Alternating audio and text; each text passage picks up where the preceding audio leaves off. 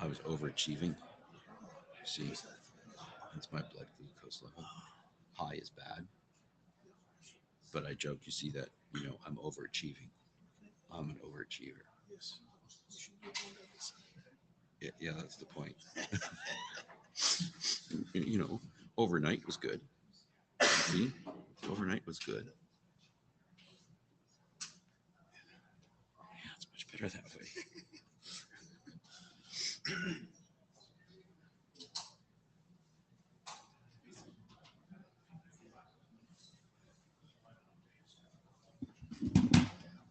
Hello, this is the ASDF meeting.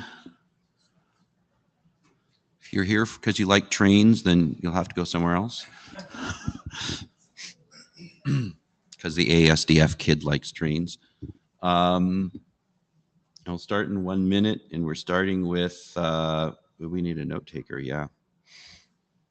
Could somebody take notes? Because I'm speaking, talking, and Jan, are you taking again? Yeah, thank you very much. I'm doing the talking, and Lorenzo is doing the projecting. And don't ask him questions because he can't talk. He's allowed to, he just is unable to. So we've actually changed the agenda already. Note well, you saw it yesterday, you saw it everywhere else. Please be nice to each other. This is not the latest slide, but that's okay. Please be nice to each other. The next item is we are going to continue with the virtual interims. And pardon me? So morale improves. Yes, thank you.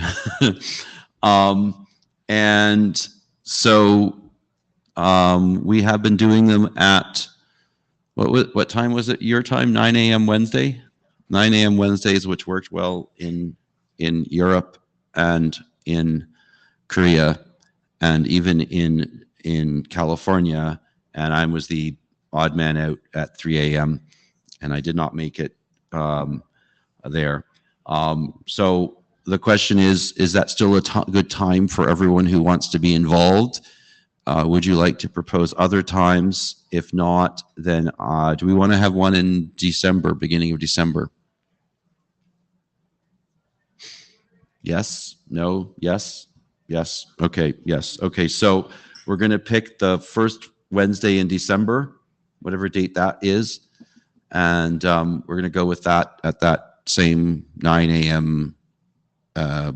Eastern European time. Yeah, which is, I guess, 7 a.m. UTC. Is that right? Yeah. Okay. So we'll post that up, and then I think we'll post a second one for maybe the second week of January. The first week is usually a toast. Any great objections to that? And then we'll discuss what we're doing from there. Anyone remotely want to comment on that? No. Okay. Great. So let's move on to the first real agenda item, which is non-affordance.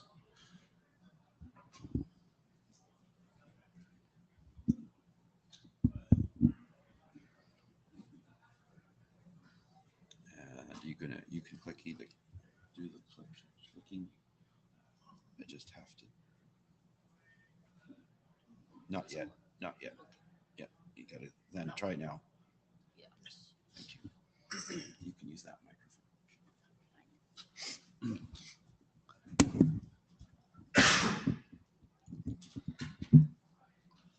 Okay, let me start. Good afternoon, everyone. I'm Chang from A3. I'm presenting the draft titled SDF Extension for Non-Affordance Information. Let me briefly summarize what has been done within this document since the Madrid meeting. At the last IETF meeting at Madrid, the call for working group adoption was going through. And also at the meeting, we have discussed the changes, the class name from the ASDF non-affordance to the ASDF context. And at the time, there was a good comment, also the agreement of the using the ASDF context instead of non-affordance. So, and then right after the meeting, the document has been adopted by the working group. So we have posted the initial draft in August, and then the first revision was posted for the interim meeting, but we haven't presented for this update. But because in this update, we only changed the class name from the SDF non-affordance to the SDF context. Well, we also added the qualities of the SDF context in this revision. And then for this meeting, we have enhanced just the use cases for updating. So today, I'm not go through all the details about the updated because this is not really something for discuss for today. But besides that, we have a number of discussions between the side for the non-affordance and the SDF instance draft from Karsten and Jan. So here, so we had the face-to-face meeting during the last IETF meeting in Madrid, as well as the yesterday. And also we had the online meetings for 4 times as well. So we call it, I think Carsten already called the team name, the design team, something like that. So I think we made a good progress to harmonize or merging the concepts between the non-affordance and the instance draft. So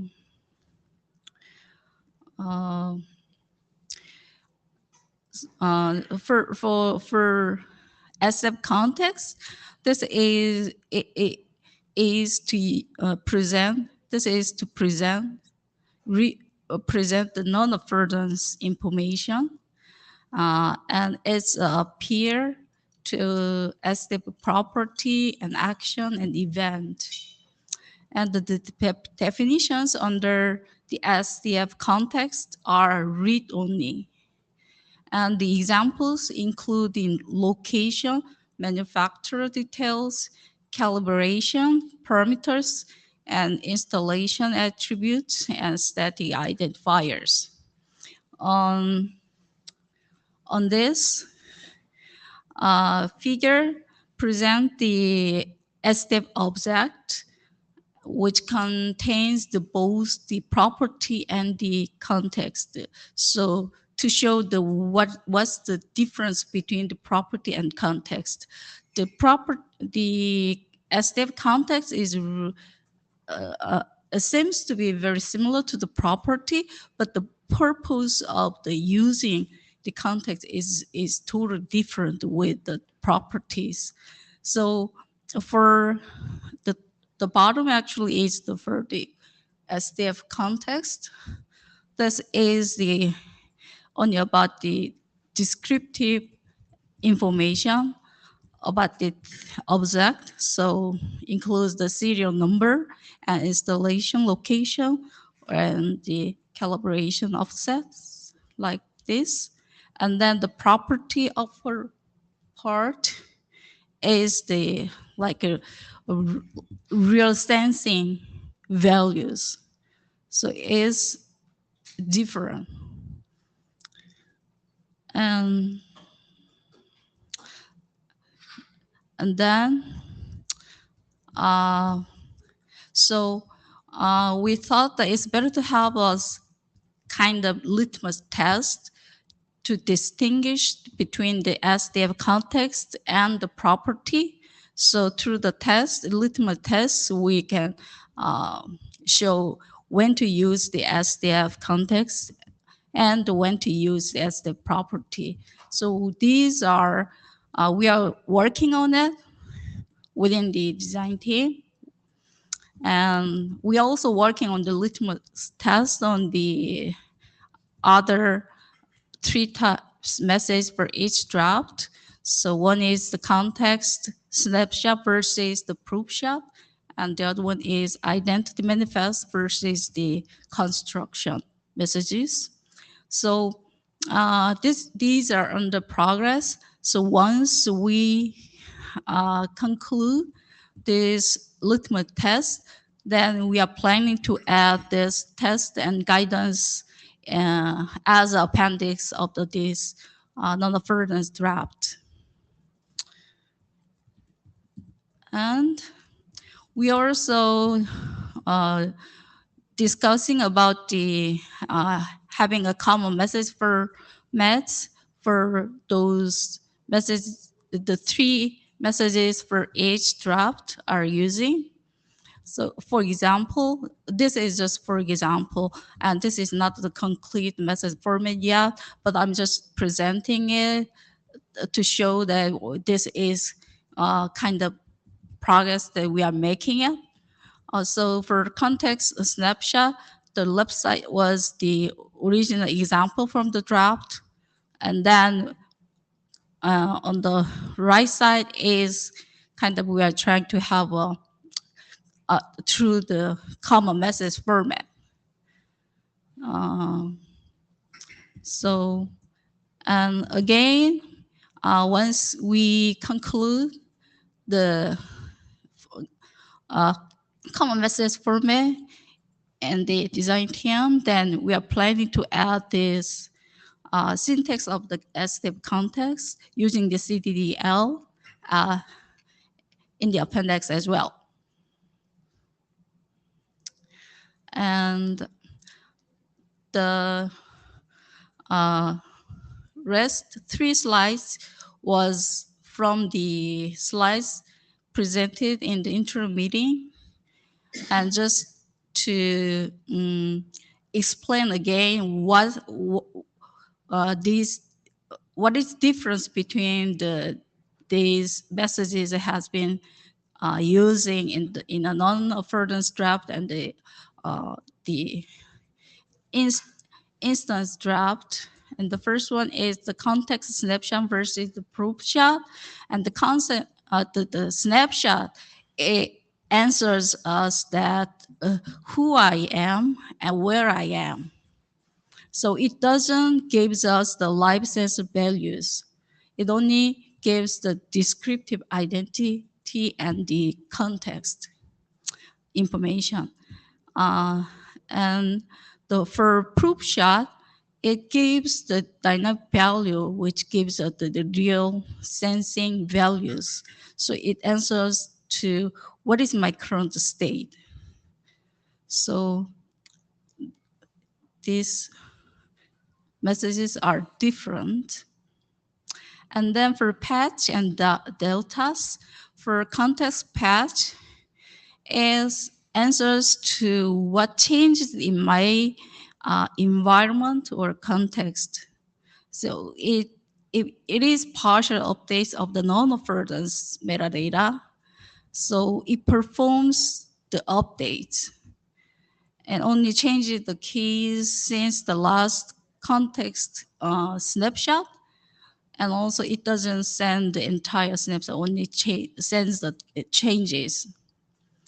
The other one, delta, is about the partial update of the instance operational state. So it answers to what changed in my operational state. So actually it reports the result of the state change. So these it is different between the patches and deltas as well. And then the last one is identity manifest and construction messages. The identity manifest declares immutable identity, which includes the manufacturer, model and firmware and the certifications. And this answers to who I permanently am. So, and the other one is the construction. This is the initiate the device in the system with the required parameters. So it answers to how I'm created in the system. So it provides the initial parameters. So this also, these messages are different. So we have repeated to explain what's the difference between the messages within the non-affordance draft and the instance draft. So I really hope that you guys now understand the differences, the messages between the two drafts.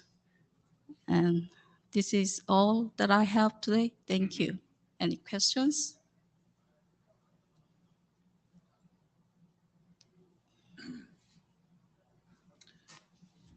So we are going to need some reviewers for this document going forward. And I'm hoping that we can get a couple more people out there that would be willing to sit down and look through it. Yes? No? Yeah. I mean, the chairs are implied, but so I would love to have some other people from the very quiet audience here to look through this document. Thanks.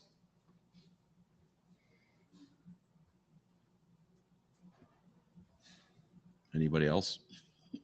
Okay, let's move on. Thank you.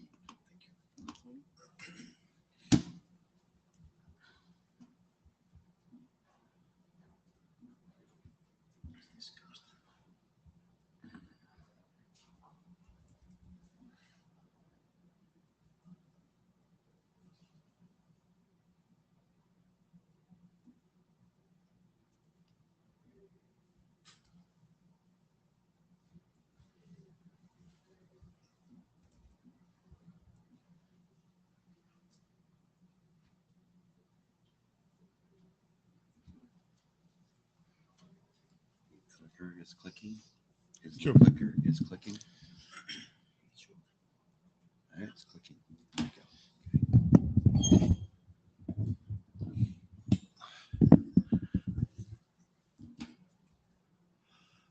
go. Okay, I'm Carsten Bormann. I want to talk about essentially the same things that Joa just talked about. We have these repeated web conferences where we talk about things. I've been calling that a design team. A design team is a reserved term in the IETF. We don't have the official blessing as a design team, but we act as if we had it. So apologies for using this term. And in these discussions, we seem to have some convergence on how to view at these things. So what you have just heard and what I'm going to say are just two different perspectives that maybe put the emphasis on different parts of the elephant that we are trying to define. And I talked about SDF protocol briefly on Monday, so that's also very relevant here. So basically, what we're trying to do here is being able to report on and update certain information, and that information may be state information or context information.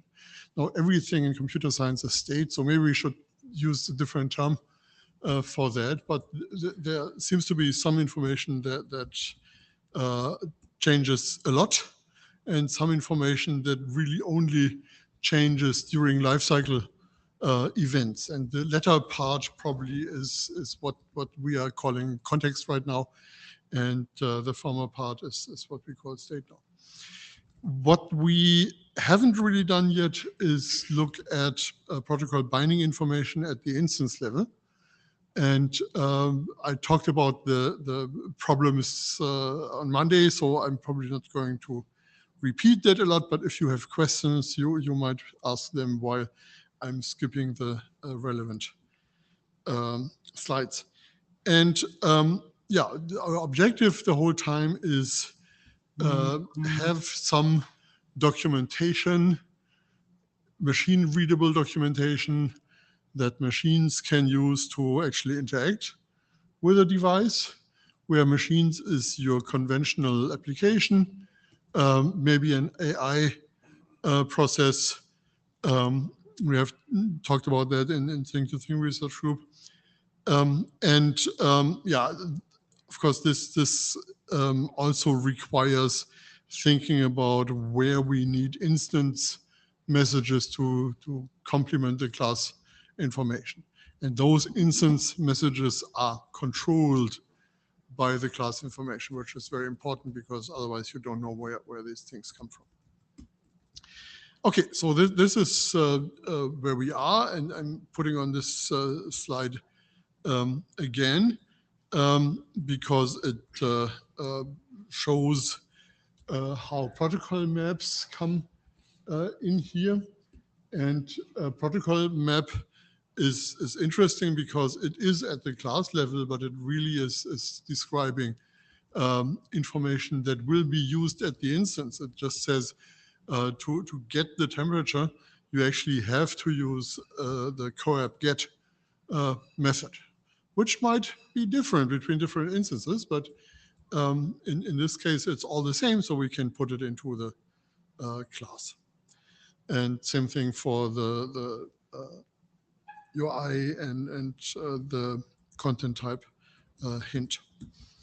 And now the question is when we actually do the instance, do we just put in the rest of the information, like the IP address, which is not meaningfully class information? Of course, the structure of an IP address is class information. We need the ASDF type for an IP address. We never had a reason to write this up. One problem here, of course, is that if you have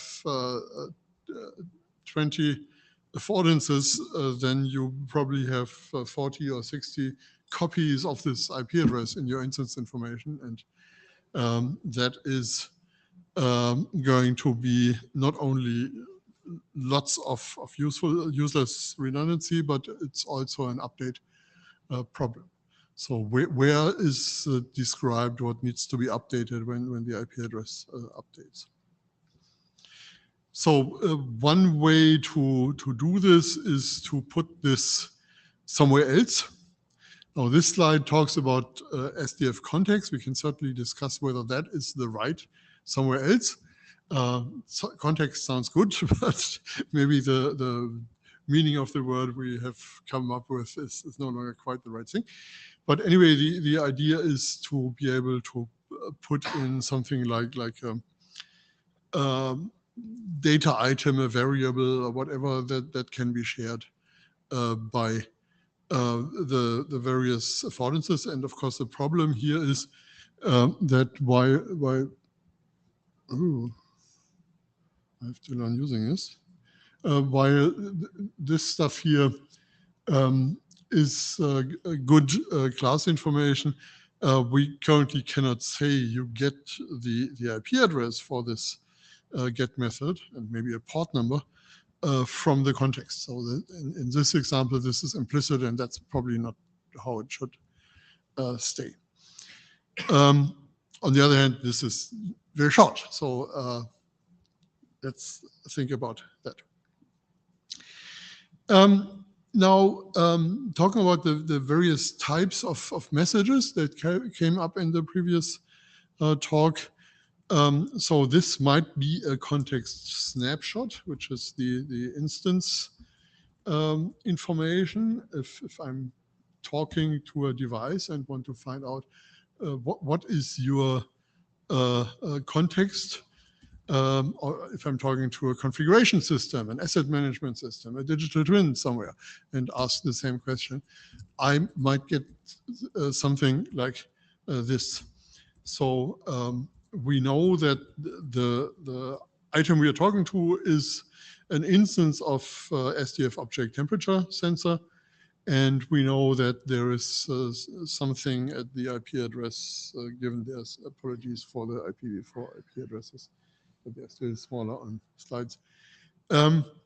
So with this snapshot, context snapshot, and the model information, we have to combine the two, you actually can start to access the temperature. So that's a snapshot because it might change. And it's limiting the whole information that might be available at the instance level to the things that are vital in the way that a context might be vital. Yeah, and as I said, the way the protocol maps make use of the context information probably needs to be indicated explicitly. We also might want to do security in there. And that's actually interesting because I asked Marco, what do we need to model OSCOR? And he said, nothing. The entities discuss this among themselves. You, as somebody who's trying to manage or use it, have no point in doing that. But that's maybe a little bit too short, because if you actually want to start talking to a device, then you might want to have its identity in terms of the security protocol that you are using. So yeah, there are already parameters that go into the transport or transfer protocol being used, and so the identity type security information might go there as well. And then, of course, we want to make sure that this works for other security mechanisms like TLS and DTLS as well. Yeah, and here we just, it's really useful to think these things in terms of examples. That doesn't mean these examples already are the way they should be. But here, for instance, we could have something called security that attaches to the other information that you get at the COAP level. And the security might, in this case, just say we're using ad hoc and OSCOR as protocols, but we might want to detail that. Yeah, and of course, some other people are already modeling part of this information in Yang. So at some point, we may want to think about model translation, model synchronization as well.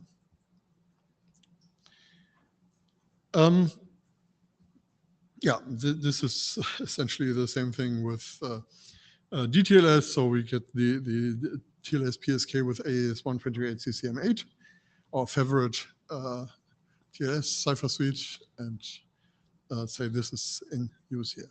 Elliot. I realize this is getting a little ahead of the things, but like to your previous example, has that been validated? Like, is there a way to validate that SDF object is actually correct? Once we have a data definition for it, yes. We haven't done the data definition yet. Okay. Yeah, it would be interesting to trace an entire example. Yeah. So basically, in this case, this is all buried in a single SDF property.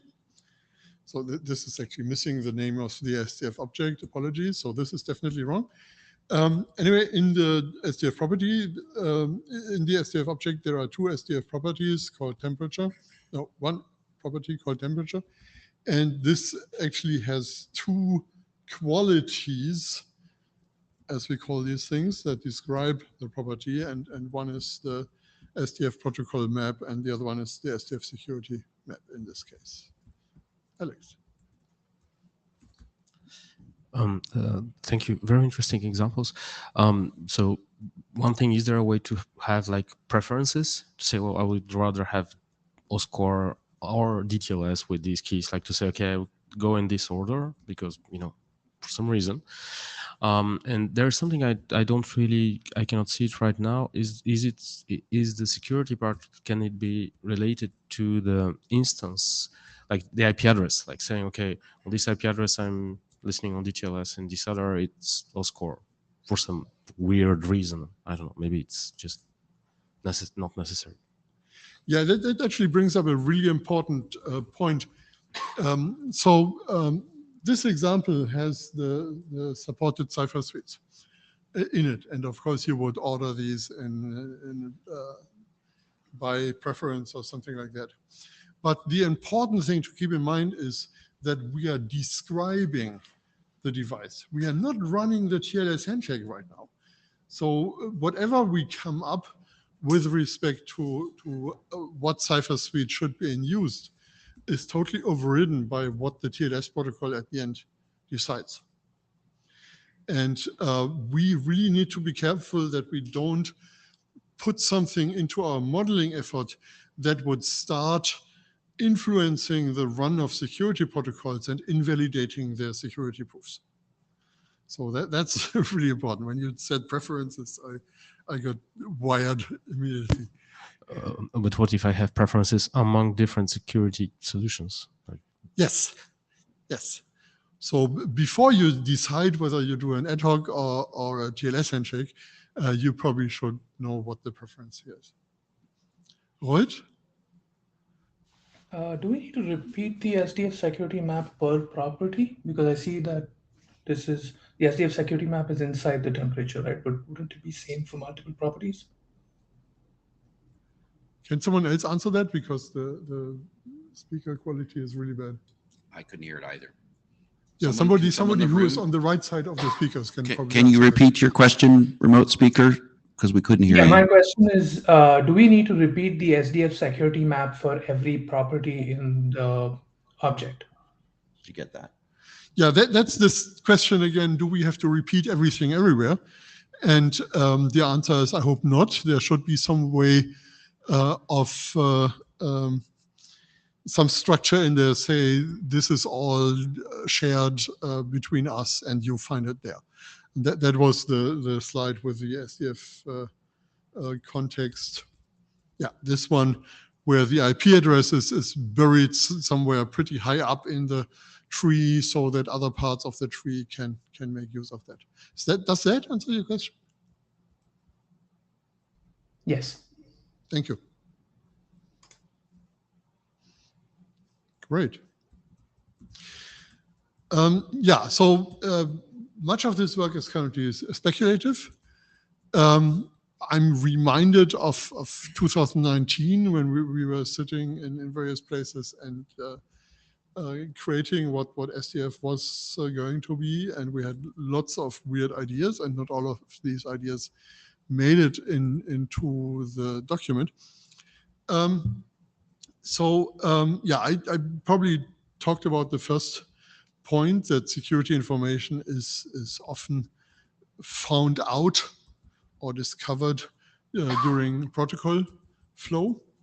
So we don't want to interfere. We want to prevent disclosure of sensitive information. And we have to think about which of the information items do we actually need to provide to the consumers. The second bullet item, should we model information when it is only important for implementers? That may be a little bit funny way of posing the question. Of course, everything here is important for implementers, or we wouldn't write it up. But there are different audiences here, and we probably would like to keep the people who are actually describing classes of IoT devices somewhat shielded from the really gory details on how we are making sausage. So that's again something that speaks for indirection. You don't include all information at the place where it is needed, but you point to something like SDF context. And then, of course, we have the whole issue about authorization and access control. which is interesting because authorization and access control information itself needs to be access controlled. So there are several layers here we have to discuss, and we often don't even have a security model at all. Daniel. Thanks. Daniel Smolin speaking. So just a quick question about kind of the philosophy behind the should we model information only when important for implementers. What kind of crossed my mind here was that maybe there is information which is relevant for instances of classes as opposed to the class broadly speaking, and there might be some formality around what's more appropriate to be defined in the instance as opposed to the class, particularly when it comes to things like some of these security properties and others. Thoughts? Yeah, so I have one slide where this actually comes up. If we have a temperature sensor, then it's pretty clear the IP address is instance information. However, we might want to use different manufacturers of temperature sensors and not necessarily expose all the details that have to do with those manufacturers, but we may be required to, for instance, provide the href that particular manufacturer uses. So some information that is class level information here may move to the instance by saying each time I initialize such a thing, I also say where actually that resource is on that device. But just a quick clarification. So what is the semantics that allows one to distinguish between a class object and an instance of a class object? Well, an instance is a very small class. But if you just model it this way, then you have all the class level complexity while you're describing just one instance. So the instance information often takes a much abbreviated form. So somebody else has already said what a method is and that this can have the value get. So in this place, I'm not saying all this structural information again, but I just put in get. And since we haven't had instance information, there was one way to cheat by using the const quality in the data model to say this is a value that doesn't change. But yeah, so it doesn't change in this particular snapshot instance, but it might change over time. We still call it const. So this is very confusing. So we shouldn't be using class level ways of identifying things to distinguish between class level information and instance information. Yeah, maybe this also poses more questions about how inheritance ought to work. Yeah. Okay. Yes. Thank you. Yeah, there are even different kinds of inheritance you can talk about here. So, yeah, so we are not yet entirely done with saying how instance information looks like, but it's probably going to look similar. This is a design technique where you just try to throw up as many examples as you can come up with and try to find out from those examples if you can derive principles. Of course, at some point we need to stop doing these examples and actually write up those principles. I think I'm done. More questions? Okay, I am done.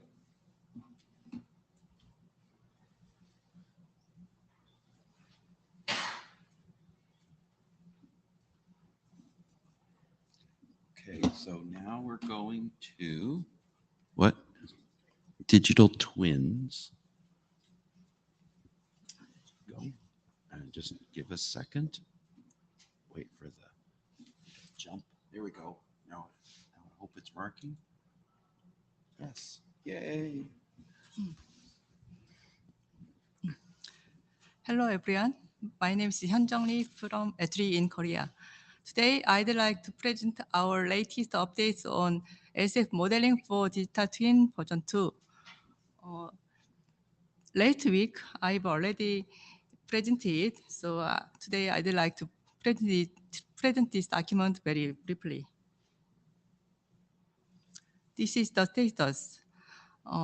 Since 2023, I made the first version of this draft, and last August, this document is adopted as a working group document.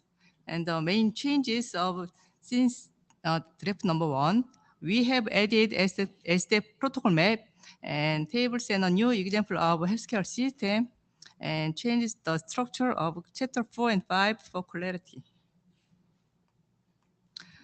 This is the table of contents. The chapter 4 describes the motivation and design rationale, including the digital twin modeling and relationship modeling. And clause 5 shows the examples of digital twin systems, including the marine system and healthcare system. The main changes from version 1 is that moving relationship modeling to clause 4.3 and both modeling to clause 5.2, and add new example of healthcare system in clause 5.3. We show the marine example. The boat number 7 illustrates a marine system with several components like heater, battery, thermostat, and so on. Each component is modeled as an ASDF object, and ASDF relation is used to express the relationship between the components, like the heater is regulated by thermostat set point. This example provides the advantages for developers and system integrators, like seamless capturing communication with devices and integrating operational data for real-time monitoring and analysis, and enabling interoperability with other domains through standardized semantics. The table 2 shows the components and SDF elements of a marine system.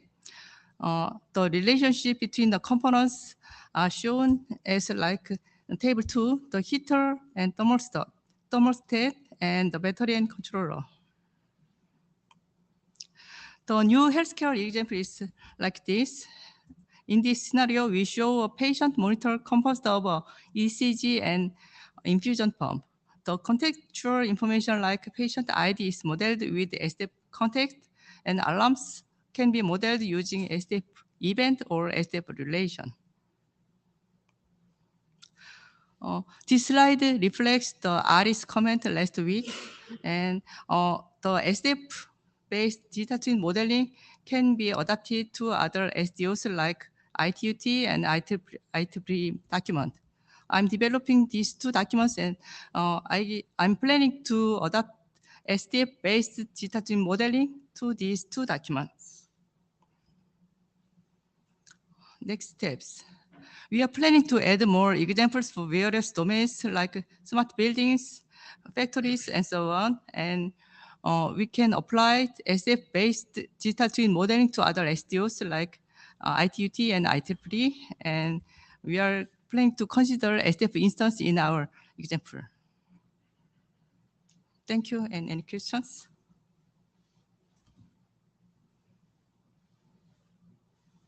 Yes? No, you're not waving. Okay. Okay. Thank you very much. you.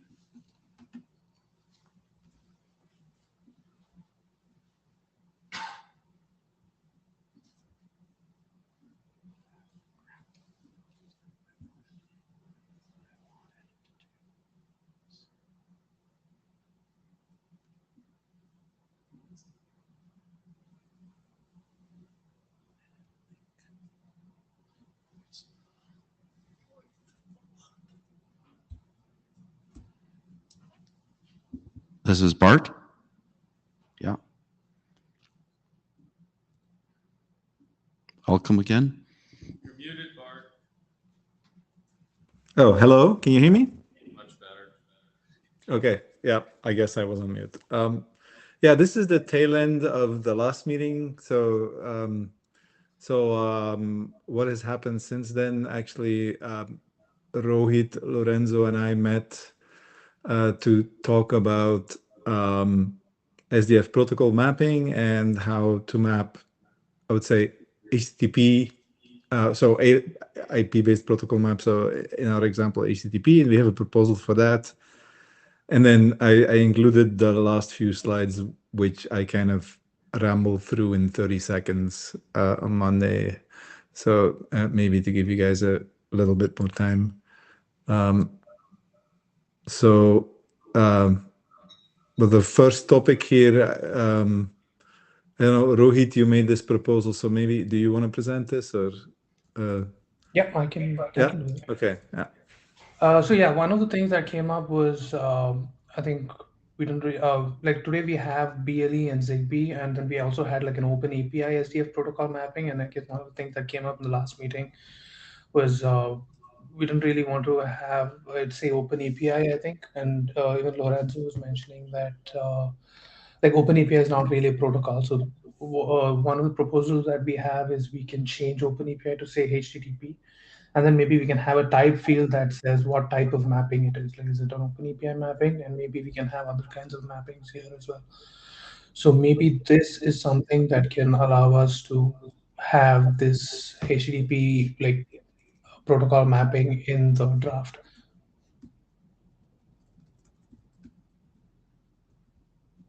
So I just wanted to know like the thoughts of the working group on this. And if we can have it be normative with this change. Yeah, so the proposal would be to optionally include the type field under the protocol, as an attribute under the protocol field, under the protocol container, so that we could define, how we define this, in this case, open API.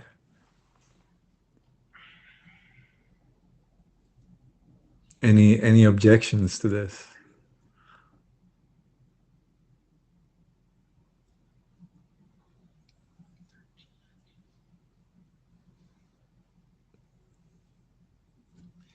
Want to restate that for us again? Any objections to? I'm just not sure that everyone in the room heard the words.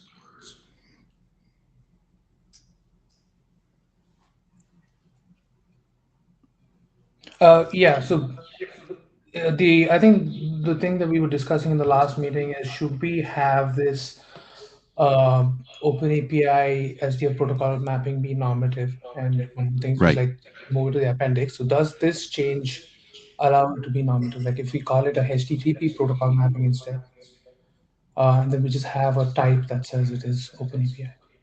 And I guess Elliot has a question. I'm not sure if I object or not. Yeah, I think people don't really understand the trade-offs here. So yeah, I think this requires a little bit of thought and discussion. To be honest, that what's the top level object that you're really operating on? Is it open API or is it HTTP? Is really the point that you're making here. And I understand what you're saying.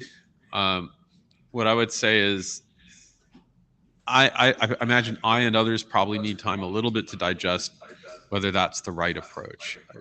And it's sort of funny for me saying this, right? But I think that's worth just a few, like a week's soak time. Well, because it's a pretty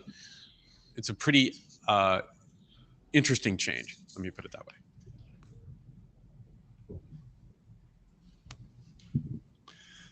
Carsten Bormann, so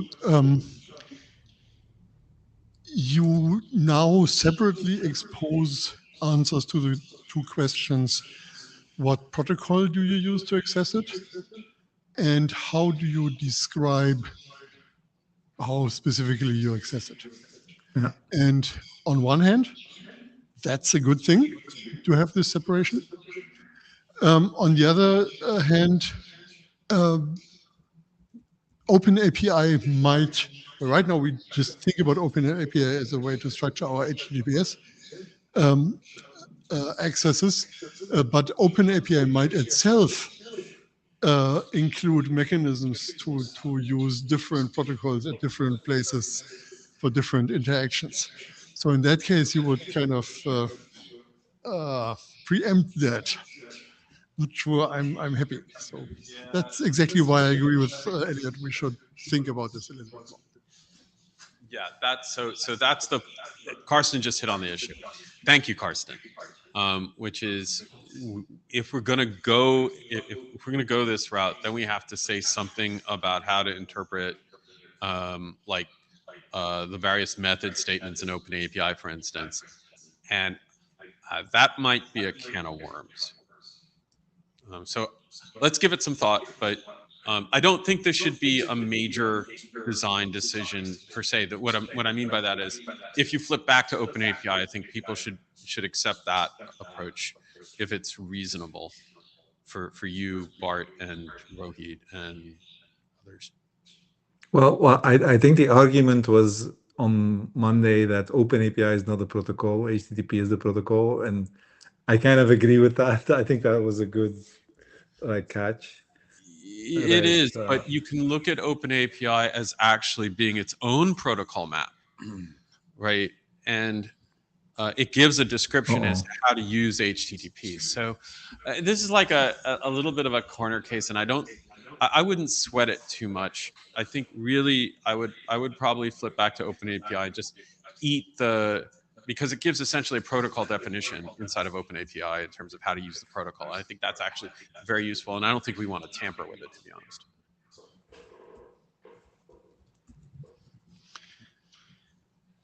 Carsten, it's always a difficult situation which you're in when what you're trying to do is can't be expressed due to some guidelines or rules that we have.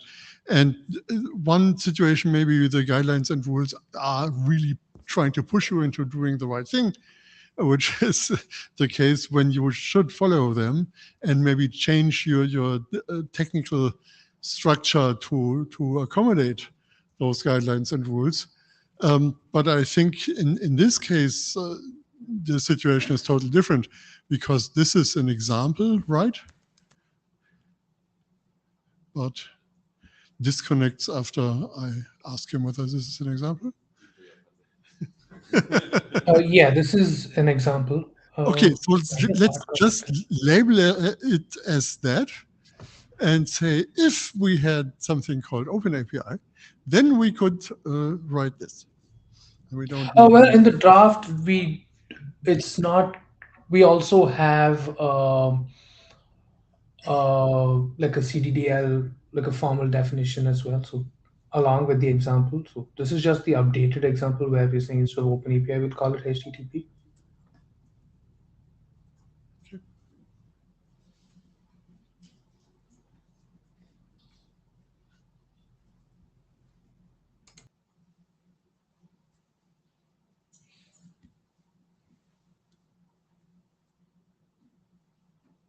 So Elliot asked us to think about this for a bit. Is there anyone else who has any strong opinions that you decided that you have not yet shared? So I guess is there an issue open for this? I think so already. We just put a star next to it. You're muted again, Bart. Still muted.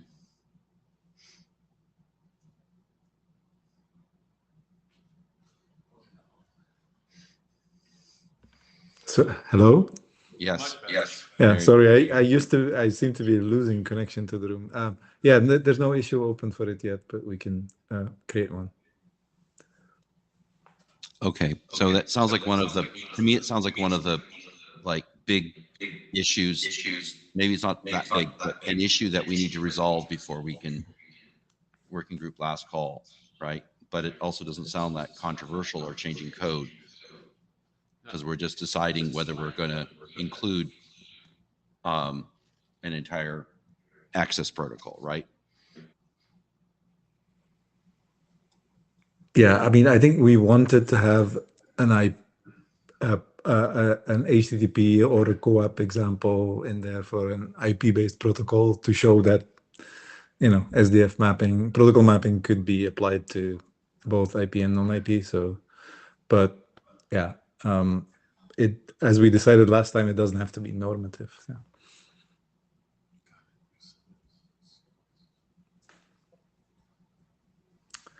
All right. So we'll open an issue for this, and then obviously we'll anxiously await Elliot's feedback in 7 days.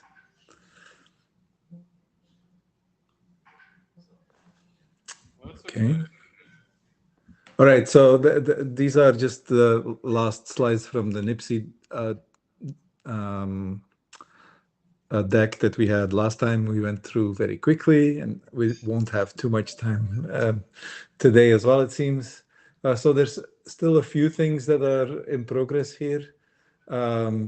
So we had this whole discussion around, percent-based encoding, and we went with, query parameters because of, a few implementations. So we still need to document that. So we'll add that documentation in the draft as well, kind of citing a few implementations that this would have issues with. Then we still need to get feedback from the problem types folks on the way we approach NIPSI problem types. There was also a request to look at content format in the SDF model. So right now we don't have an example leveraging content format for kind of return values for example, property gets and so forth. So that will update SDF example with content format and maybe add a little bit of text around that. And then there's a few clarifications that we still have to do on data applications and connection management details. So we're not that far away anymore. And then CDDL for all the API schemas, we discussed that on Monday as well. That that's still a little bit of work. And the question is, we've got CDDL and Open API, so then we would have CDDL in the text and Open API in the appendix. So those are the things that we'll try to tackle in the next weeks. In the next 2 weeks, also please address any look at the fixed issues, review the resolutions, and see if they adequately address your comments. We discussed a few things on Monday as well, and we noted the outcome of that. We'll finish the work in progress. We have a lot of, we really need to proofread the whole thing again because we've made a lot of changes here and there without kind of checking the flow of the document. And then when we're through this, I'd like to get another round of like some really thorough review from the folks in the room or online to get the last set of comments in, and hopefully we all think that it's in good shape to move forward. So that's where I think we are, and I think we're pretty much in the same state with the SDF protocol mapping draft, so we should be able to move them forward together, hopefully. All right, 1 minute left. Thank you.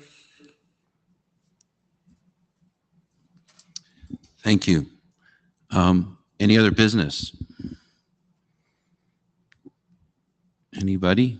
So I did post put the request into the data tracker for the virtual interims, wrote an email to that, see when it shows up. I think it has to actually get clicked on by somebody. And yeah, we got some extra business. Go ahead. Yeah, this is Daniel Swollen speaking. Shameless plug time. Is that okay? Mm-hmm. Okay, shameless plug for IoT Ops later today. I'm going to be speaking about some work called privacy preference declarations. I'm going to be focusing on the architecture and sort of protocol elements there. But there's a whole other half related to taxonomies and ontologies describing data flow properties, which I think is extremely relevant for this particular group. And especially because, of course, we're talking about home IoT devices in this context. So I just thought I'd, again, shamelessly plug that. IoT Ops, I think, is the session immediately before the plenary this afternoon. After lunch. Yeah, and I think what you're saying is that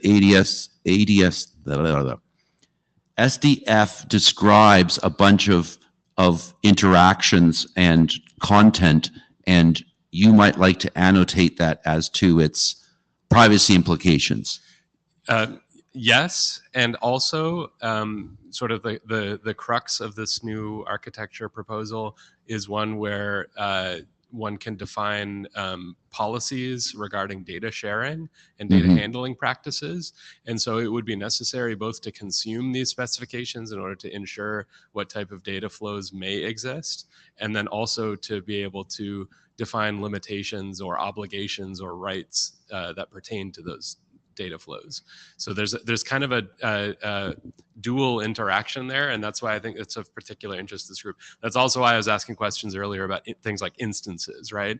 Because of course, you care about instances of devices that exist within the home, and then what types of data can be emitted from them, and where that might go, and also then other interesting properties like for what purpose that data flow might exist. So anyway, I don't want to use up all the oxygen in the room, but thanks for letting Sounds me like another non-affordance to me. Yeah, exactly, potentially. Yeah. Thank you. So we'll talk about whether we're meeting at the next plenary week meeting during one of the virtual interims, but we don't have to decide that now. And we have 2 virtual interims on the deck.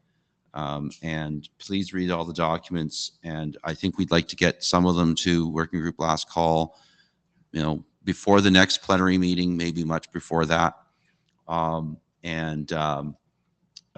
Get the kind of integration between digital twin and the other things.